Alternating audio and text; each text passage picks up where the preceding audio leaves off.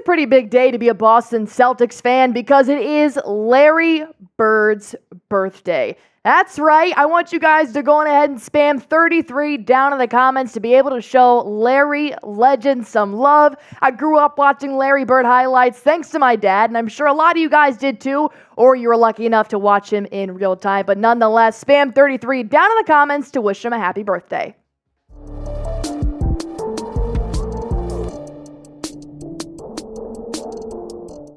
Yo, Celtics fans, what is going on? I am your host of Celtics Today, Allie Barefoot. Producer Chip is right here to my left. And on today's show, we're going to be talking about some viable front court options that Boston Celtics could go out and get right now that wouldn't necessarily break up the band. And we're bringing this up because Kristaps Porzingis is expected to play on Friday versus the New York Knicks.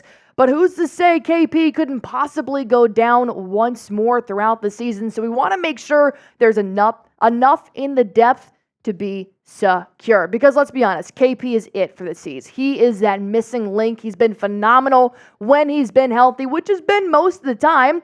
But overall, he's only played one season, 2016 to 2017, with over 60-plus games. So I think this is more of just making sure our asses are okay when we're going on our journey to Banner 18. Let's get right into it. The first option the Celtics can go out and get is Dwight Powell. I know, not the flashiest person to add on the front court, but overall, he's got size, he's got experience, and he can fill that role that right now I don't trust Luke Kornet to fill. And the reason why we want to talk about Dwight Powell is because he is attainable. He doesn't have to trade away anybody like Drew Holiday or Jaylen Brown, just some few bench trades, but he could really be a good addition to the Celtics front court because look at his stats. I mean, he's averaging 14 minutes, 19 minutes per game the past 2 years, and his points per game is not crazy, but that's okay when you've got a trio. KP, JB, JT, you got Drew Holiday and Derek White. You got the starting six. You're really just looking at bench players right now. I like his field goal percentage, though. He may not score a lot, but he's taking effective shots. Now, here's the big catch. He's not the best glass cleaner in the league, and that's okay. We do have Al Horford who's still blocking guys and rebounding at 37 years old, but he does help on the pick and roll. In reality, when I want a bench player to come in, I just want them to be assets to the real men. JT, JB, and if they can also help the C's win, then I'm all for it. I think that right now, Dwight Powell is in a position to actually be traded away to the Celtics because he's not very viable in Dallas with Luka and Kyrie. You know, he's got a lot of players that are currently taking up his own minutes, and I think he's kind of one of those players where he was once fantastic, has now trickled down the ladder just a little bit, but overall, Dwight Powell would be a name on the bench that people can trust, and he would be a solid player that I wouldn't clench my teeth every time he came in the game and played for Al Horford or KP, Luke Kornet. But could he be a buyout candidate? Now, Smitty and I did sit down and we looked at some trades that we think would be pretty acceptable to get somebody like Dwight Howard that wouldn't end up breaking the bank. And overall, our trade would be Dwight Powell to the Celtics and Oshae Brissett and Lamar Stevens to the Mavericks. Now, the Mavericks can always use these young players to continue to rebuild their franchise. Dwight Powell is, of course, a little bit older than these two players, but we don't see these guys in the game anyways. The players that they're currently coming off the bench are Peyton Pritchard, Sam Hauser, Delano Banton, and some other players that aren't Oshae and Lamar. So if we give these two guys up to get Dwight Powell, I think it adds height, I think it adds pick and roll defense, and I think it'd be a better asset at this point in the Celtics season.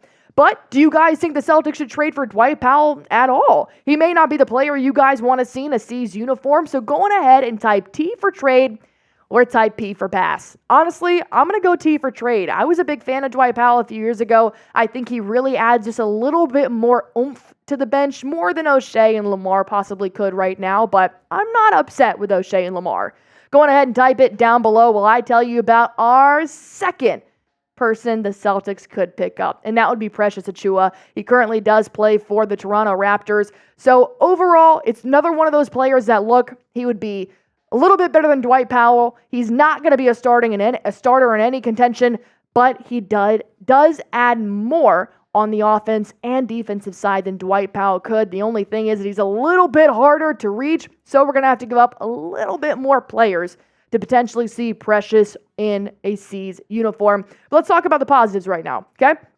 He's great at pick and roll. He's a good rebounder, which we all know right now JT is leading the team in rebounds. KP's up there averaging about 8 per game. So you need another player who can come in and clean the glass. And he's just overall good at defense. And I love to hear that. And plus, when you've got the starters out there or a mix of the starters in the bench, Precious isn't afraid to actually spread out the offense and take some of those defenders away because he'll take an open three if it's there. And I'm all for that. I'm not asking to be Sam Hauser. Don't go ahead and catch and shoot when there's nothing else going on. And he understands his role. If you can do a nice little pick and roll for JT, or if you're lingering in the corner and can rip one and make it when needed, sign me up. Well, let's look at Precious' stats. Like I said, it's not going to be poppy and not going to be flashy. Not looking for a starter here, just some more front court options. 7.4 points per game. His three-point percentage is not that great, but once again, he's not mainly a three-point shooter. But I like the rebounds. Almost 6 rebounds per game this season, and he's done that the past 2 years. Obviously, he can be effective if KP's not playing, and that's what I'm looking for. Because as much as I love Al Horford, the guy's old, so I think Precious is a good chance. So going ahead and present to you trade number 2. The Celtics would get Precious, and I know how you guys feel about PP, but salaries match up that PP would go to Toronto and Luke Kornet would go to Toronto, which I'm not going to miss him, so that's fine. And then you got 1 first-round pick and a second next year. You're going to have to give up just a little bit more, like I said when I introduced Precious to start with, but overall, I think it would be worth it. The only thing is, I don't like the trade on offense for this. I still love Peyton Pritchard, but he needs to get hot more often for me to really protect PP. Overall, I think the Raptors have a logjam in their front court. They got too many bigs, so this is why the Raptors would possibly give up Precious to the Celtics for another shooter like PP. And you can use Luke Kornet because I don't think he's good at being a center at all. So overall, that's why the Raptors might be more open to trading with the Celtics right now. But the only concern I have is that he's kind of in the same KP realm of only played 62 games once. And that's a little frustrating to me because the last thing I want is to give up resources like Peyton Pritchard to just get another player to sit on the bench because he's dealing with an injury. That's what you don't want. So you have to make sure he is fully healthy. I mean, clean cut injury report, the whole 9. But other teams could possibly bid higher on him. Other teams that don't have a starting 6 like the Boston Celtics do. But once again, Brad Stevens, I trust with my life. I think he's going to make the best decision for the Boston Celtics. So if Precious is on his radar, I'm okay with it at this point, but just got to make sure he is fully healthy before we possibly have to give up PP. Bringing it back to that trade, going ahead and type down below, would you make this deal giving up PP for Precious and Luke Kornet and 2 draft picks? Type A for accept, type D for decline down below in the comment section while I do tell you guys about one of our sponsors here on Celtics Today, and that's Prize Picks. It's the #1 daily fantasy sports app right now in the country. I love playing Prize Picks, and I'm not just saying that. It literally makes me look forward to game days every single day. If you guys want to play along with me, all you have to do is pick between 2 to 6 players and just pick more or less on their projected stats. It's literally that easy. It takes you up to 60 seconds to make your picks, and you can win up to 25 times your money on any entry.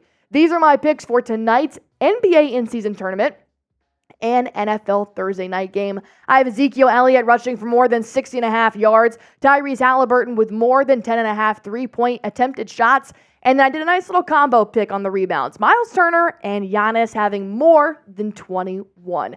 These are my picks. I want to see yours. All you have to do is go to prizepicks.com/CLNS. Use promo code CLNS for a first-time deposit match up to $100, and you can watch yourself win some real money in real time. And we save the best for last. Yes, we're talking about Blake Griffin. Do you guys remember him? He used to play for the Boston Celtics or something like that many moons ago, it feels like. Blake Griffin's still out there because I'm not sure if he has retired or not.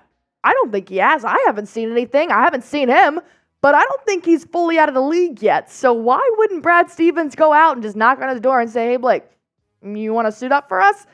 But there have actually been reports out there about Blake Griffin's status, and Justin Quinn with Celtics Wire did say, at the start of the 2023-24 season, there was speculation Griffin might be up to return later in the season so he can spend more time with his family. Ugh, God, you love him. And then he kept saying, if that speculation proves correct, we've seen what a well-rested Griffin can do. And with an Al Horford and OKC-type break to go with it, a late-season signing with all his veteran savvy could accomplish much of the non-regular season aspects of what Boston still lacks. Still, this seems quite far from something to depend on, especially as the minutes pile up on the legs of Boston's non-Iron Man frontcourt players. So, in retrospect, could Blake Griffin actually come in mid-season and be as effective as he has been for the season in the past? I don't know. I haven't even seen this man in the past couple of months. But overall, the Celtics are keeping tabs on Blake Griffin, but I just wouldn't hold your breath because he is also up there in age. And do you want to get another player that's closer to Al Horford's age than he is JT's and really depend on him down the line? Once again, you don't want 3 injured C's in May. But he won't be asked to play big minutes, and that's huge here. You're not going to be asked to be a starter for Kristaps Porzingis or Al Horford. You're really coming in to service those 12 to 14 minutes and take them away from Luke Kornet.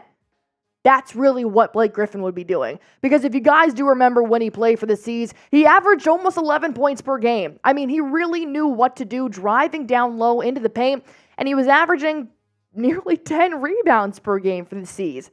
That's what they need. They need somebody to clean the glass and knows how to put up shots on offense if needed. His field goal percentage was fine for Blake Griffin. 3-point percentage, not the best, but he wasn't a 3-point shooter like that. Blake Griffin, in my heart, will always have a special place. I'm not sure if this is the right call, but that's Brad Stevens' job. If Griffin really is healthy, he would be fantastic to have on the C's team in general. He's been talked about his locker room presence. He's a veteran to these guys. You know, you've got Jordan Walsh. You've got Neemias Queta, who have been talking to Al Horford as more of a father figure. Well, that's Blake Griffin as well. And I think there is no harm done if they do get Blake Griffin. He already knows how the C's work, and he could use one more ring before he retires. But overall, guys, go ahead down in the comments and name your first choice for a Celtics front court depth option. If we didn't list it here in the video, that doesn't mean there aren't people out there. We want to hear from you guys always and forever. Go ahead and put it down in the comments. And while you're at it, hit that sub button, because if the Celtics do make any kind of roster move, you know we're going to be out there breaking news, putting it out, giving you our opinion, and hearing from you guys. So go on ahead and hit that sub button for me.